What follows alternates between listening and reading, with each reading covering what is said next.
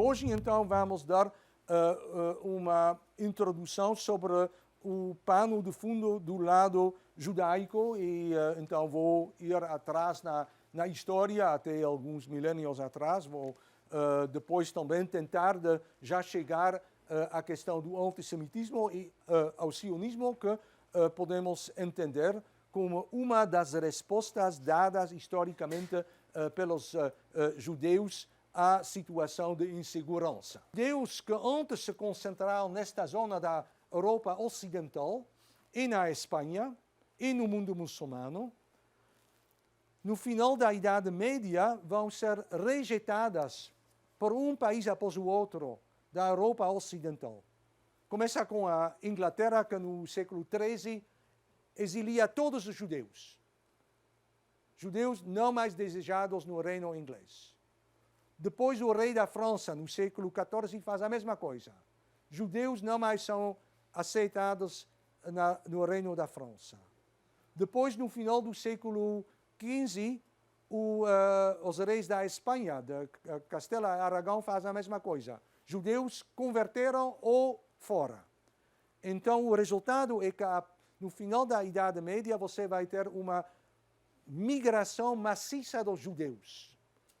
Os judeus que vêm desta parte da Europa Ocidental, da Renânia, digamos, que foi a grande concentração, que em hebraico se chama Ashkenaz, aí a palavra Ashkenazitas, estes judeus vão da Europa Ocidental para a Europa Oriental. Na Europa Oriental a situação é mais primitiva. O rei da Polônia não tem nada de comerciantes e de burguesia polonesa, não existe. Ele gostaria de ter algumas cidades para levar impostos, etc. Então ele diz, judeus, bem-vindos, vejam para... você pode entrar na Polônia. Então a Polônia se torna a maior zona para estabelecimento dos judeus. Os sefaraditas, sefarad em hebraico quer dizer Espanha. Então aí os judeus espanhóis, sefaraditas, precisam sair da Espanha, uma parte vai para Portugal. Ora, vocês conhecem esta história, alguns anos depois, o rei de Portugal faz o mesmo truque, só que ele nem dá aos judeus a possibilidade de ir embora. O rei da Espanha ainda foi gentil, ele diz, bom, você tem a escolha, você pode te converter ou você pode ir embora. O rei de Portugal diz, você vai te converter ou eu te queimo. A grande maioria dos judeus sefaraditas vai para o Império Turco-Otomano e para Marrocos. Ali, como o Império Otomano-Turco se estende também nos Balcãs, você vai ter grupos de judeus cujas comunidades até 1940 se chamam Salamanca, ou Toledo, ou Bilbao, etc., pois eles mantêm durante séculos esta memória da pátria mãe, que não é Palestina, mas que é a Espanha. Tem também outras comunidades que não são nem ashkenazitas nem sefaraditas, por exemplo, descendentes de comunidades judaicas que moravam no Império Persa e depois no Califado Árabe, digamos no Iraque, Iêmen, etc., e que hoje elas estão, em sua maioria, em Israel. Nós falaremos também disto. Bom, mas em qualquer lugar, o mais importante para nós agora são judeus da Europa, e a maioria dos judeus da Europa foram forçados, obrigados de migrar da Europa Ocidental para a Europa Oriental no final da Idade Média, resultado de pressões antissemitas que vêm de várias classes da maioria cristã.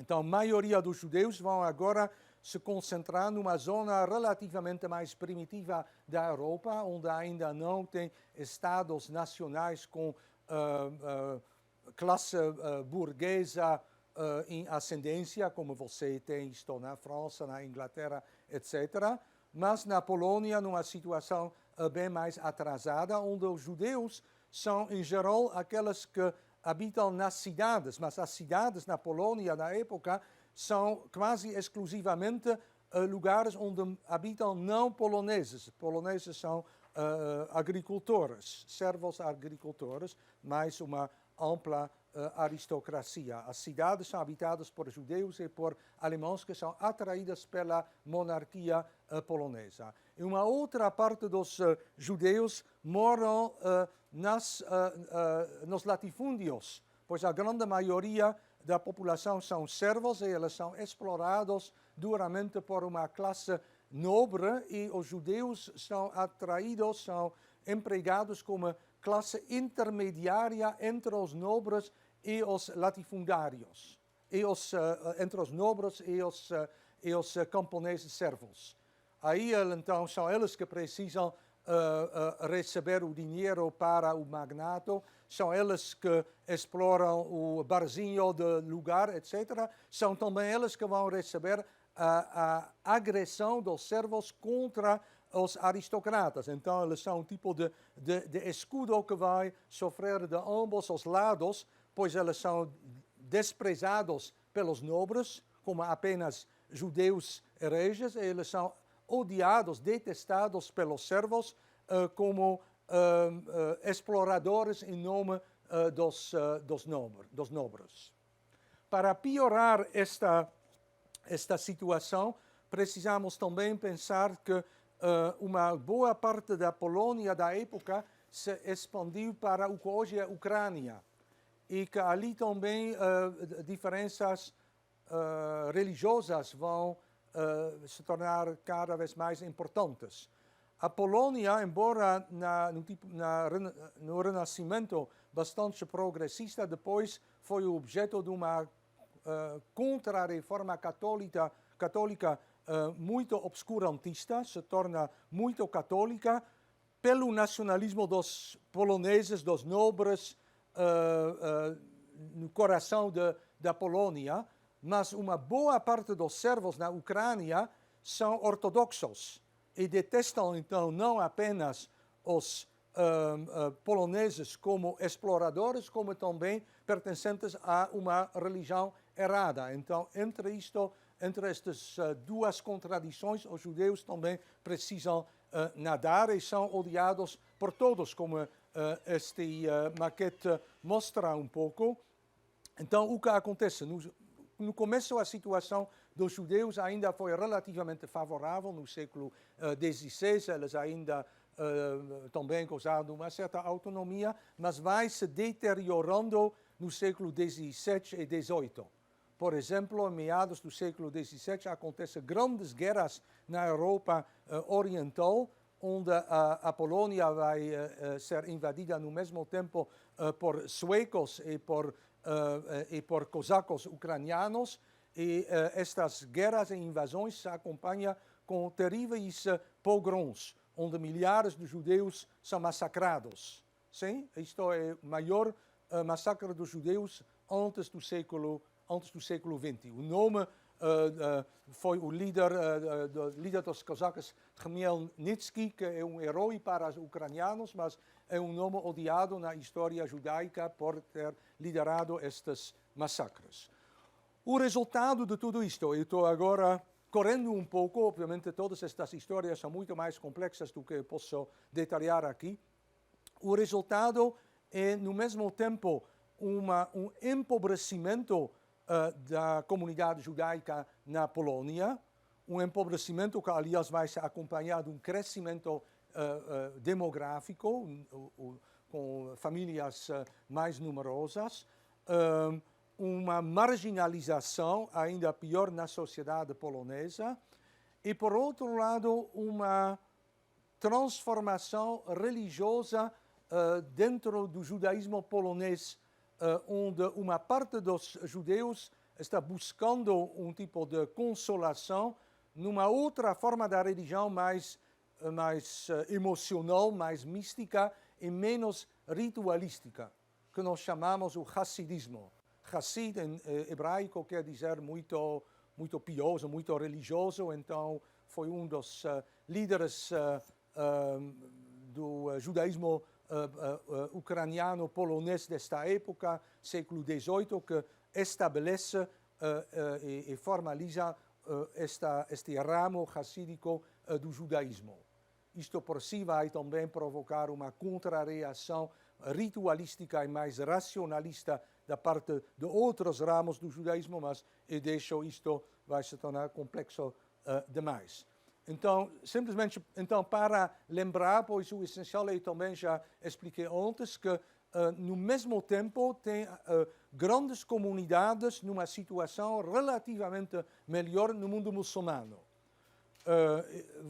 A outra semana eu expliquei o pacto do Dhimma, da proteção, onde o governo islâmico se encarrega de proteger grupos monoteístas não muçulmanos, em particular cristãos e judeus, que pode ficar com sua religião, mediando desarmamento, pagando impostos extra e uma série de imposições e humilhações para exemplificar a inferioridade de outras religiões em comparação com o Islã. Então, um tipo de situação de tolerância misturada com discriminação, onde uma vez isto e outra vez aquilo vai predominar. Em geral, eu acho que faz sentido de dizer que a situação de minorias dentro do mundo muçulmano vai se piorando quando também a posição em geral do mundo muçulmano piora, ou seja, a partir da época das cruzadas, século XII, XIII, XIV, e o empobrecimento, marginalização, as humilhações e perdas de soberania as quais os muçulmanos sofrem, são projetados, de certa maneira, contra as minorias que vivem dentro da própria comunidade muçulmana, judeus e cristãos. Ok. E já também, como eu disse, então, a maioria dos sefaraditas, que na época da supremacia muçulmana na Península Ibérica, se beneficiam de uma situação relativamente boa, próspera, tolerante, etc.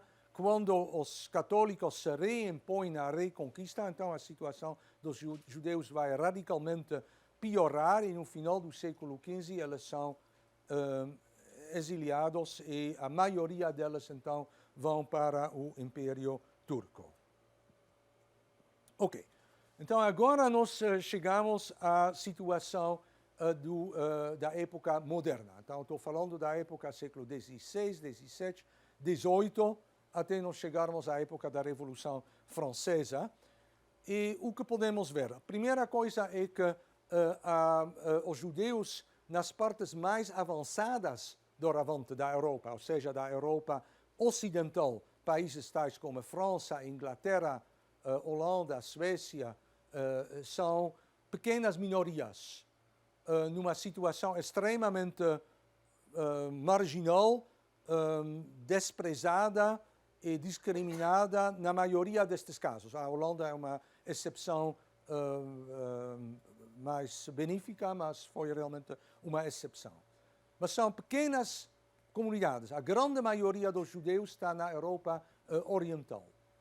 Estas pequenas comunidades, então, são discriminadas, mas, por outro lado, a partir do século XVIII, a Europa vai atravessar uma onda de repensamento das bases, das próprias bases da convivência social e política, que nós chamamos o Iluminismo. E durante a época do Iluminismo, da Ilustração, então começa a também se debater a situação dos judeus, porque elas seriam numa situação diferente, minoritária, discriminada em comparação com cristãos, uma vez que a sociedade se transformasse de uma sociedade à base religiosa cristã para uma sociedade à base de um universalismo e de igualdade entre cidadãos. E o mesmo iluminismo também vai influenciar as próprias comunidades judaicas.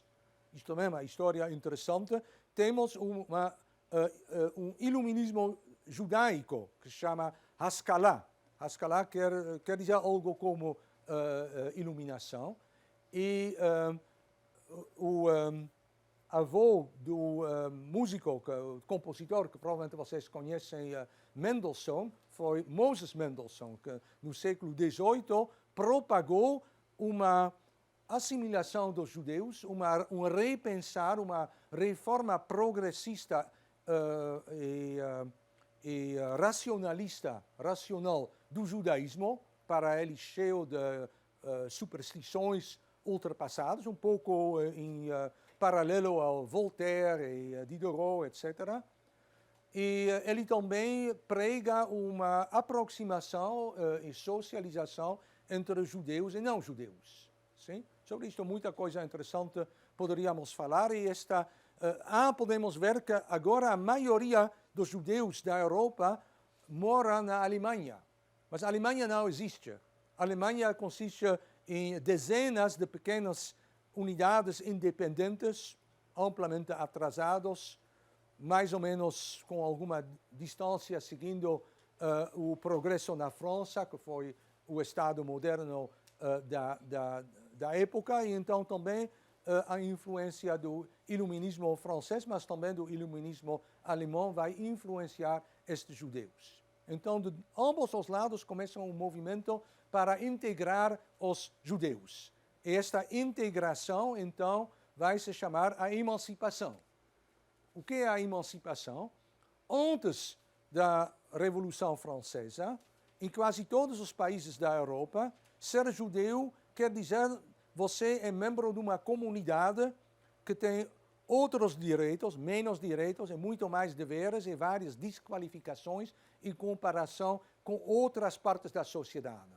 Mas não que outras partes da sociedade estiveram numa situação paraísica, pois a sociedade estava dividida em estamentos e a grande maioria da população pertencia ao terceiro estamento, sem direitos políticos e com muitas desqualificações, muitos impostos, muitas humilhações e poucos privilégios.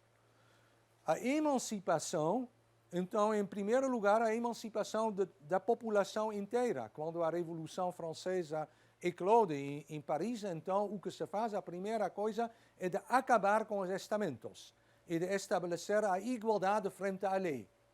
Assim, um nobre que roubou algo teve uma pequena multa e uma reprimanda, e um pobre do terceiro estamento que roubou foi enforcado. Então, a primeira coisa que a Revolução Francesa faz é de estabelecer igualdade frente à lei. A mesma lei vai vigorar para todos os cidadãos. E todos os cidadãos têm os mesmos direitos, os mesmos deveres.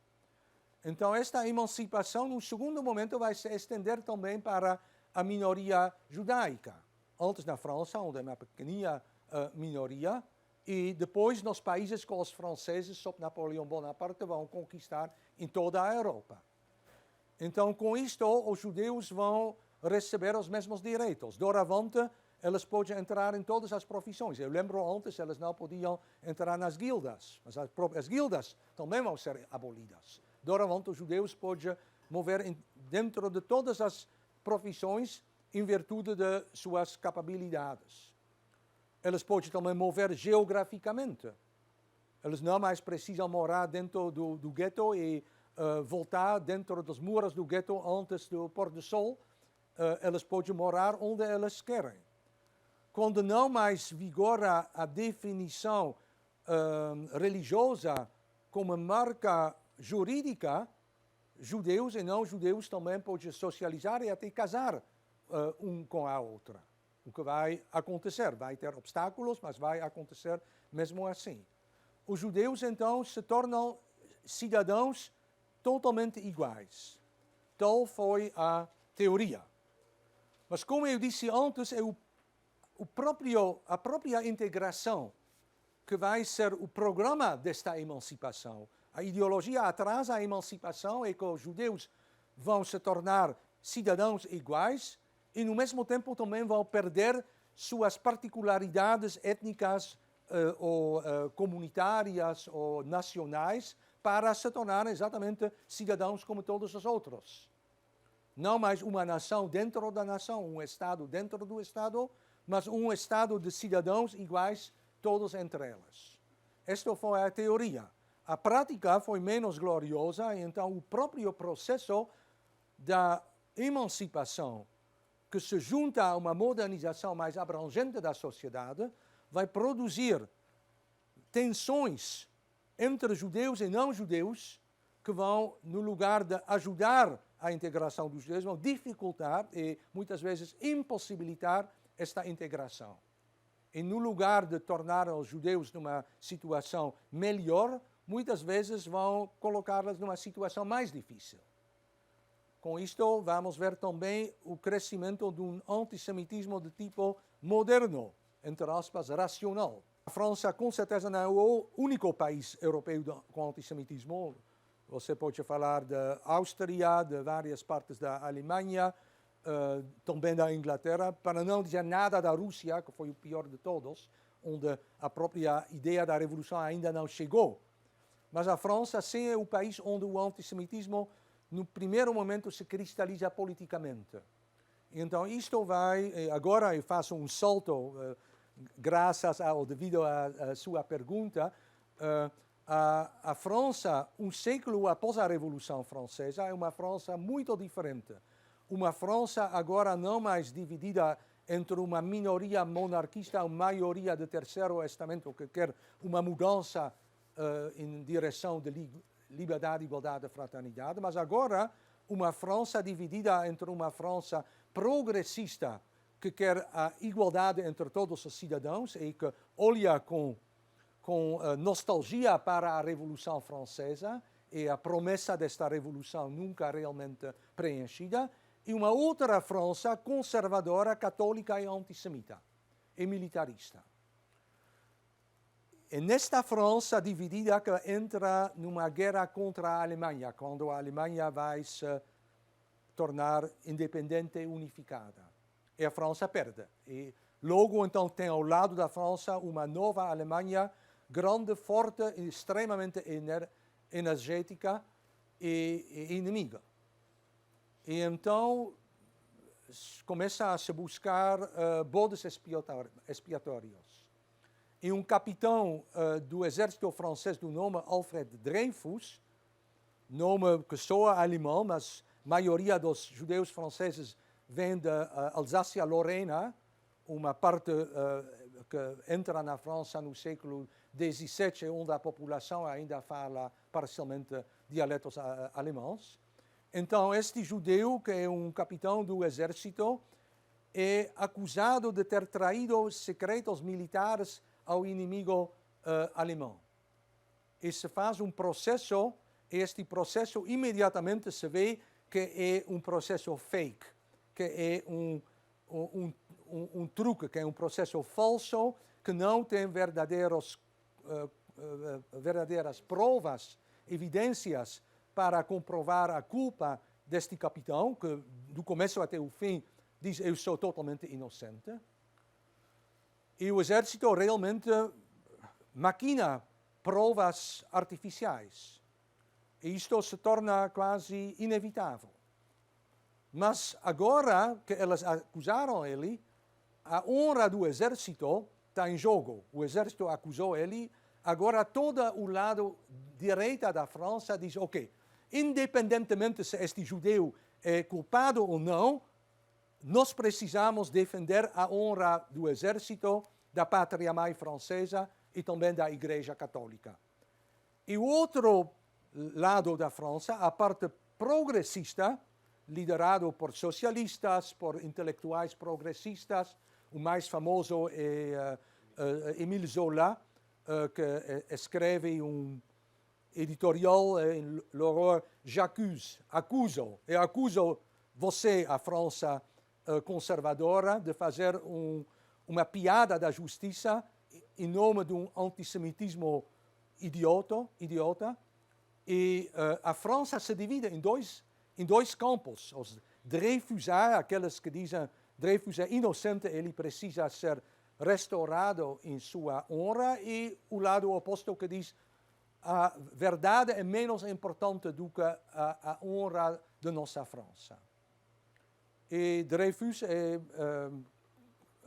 condenado à perpetuidade, eles quebram sua espada numa cerimônia extremamente humilhante para assim, ilustrar que ele não mais é oficial do Exército Glorioso francês, ele é enviado, banido para a Ilha do Diabo, nos Caraíbas. E então os Dreyfusados começam a fazer campanha redoblada e após anos e anos ele é restaurado. Isto acontece, ele é condenado, eu acho, em 98 ou 99 e é restaurado em 1906. Aí ele já tem cabelo assim branco e um homem velho e quebrado, mas ele volta a restaurar em sua honra. Ora, tudo isto é assim, foi na época, hoje isto, que nos interessa, são milhões de pessoas na Síria, aquelas massacres, quem pode assim, entusiasmar por um judeu que sofreu 100 anos atrás. Mas na época isto fez muita atenção e assim se tornou um caso célebre.